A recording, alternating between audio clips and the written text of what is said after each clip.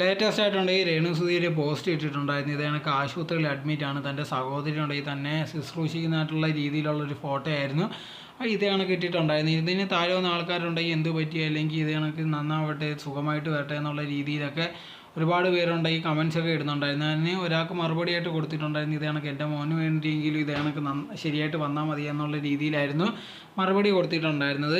So ഇത് വെളി വന്നതിന് ശേഷം ഉണ്ടെങ്കിൽ ഒരുപാട് പേർക്ക് പിന്നെ ഒരു ഡൗട്ട് വരാൻ തുടങ്ങിയതെന്ന് പറഞ്ഞാൽ നേരത്തെ തന്നെ ഉണ്ടെങ്കിൽ രേണുവിന് ക്യാൻസർ ആണെന്നുള്ള രീതിയിലൊരു സംസാരം വെളിയിൽ വന്നിട്ടുണ്ടായിരുന്നു. ആ സമയത്ത് രേണു പറഞ്ഞൊരു കാര്യം എന്ന് പറഞ്ഞാൽ ഇത് കണക്ക് അങ്ങനത്തെ ഉള്ള ഒരു കാര്യങ്ങളും ഇല്ലെന്നുള്ളതായിരുന്നു. പക്ഷെ പെട്ടെന്നുണ്ടെങ്കിൽ ഇത് കണക്ക് ആശുപത്രിയിൽ അഡ്മിറ്റ് ആവുകയും അതോടെ തന്നെ ഇത് കണക്ക് ഒരു കമൻറ്റ് കിട്ടിയിട്ടുണ്ടായിരുന്നു, എൻ്റെ മോന് വേണ്ടിയെങ്കിലും ഈ അസുഖങ്ങളെല്ലാം ശരിയായാൽ മതി എന്നുള്ള രീതിയിലായിരുന്നു. ഇത് വെച്ചിട്ട് കൺഫേം ചെയ്യുന്ന ഒരു കാര്യം എന്ന് പറഞ്ഞാൽ ഇത് കണക്ക് ആൾക്കാർ രേണുവിന് ക്യാൻസർ തന്നെയാണ്, പക്ഷേ അത് ആൾക്കാരത് പറയാതിരിക്കുക എന്നുള്ള രീതിയിലായിരുന്നു.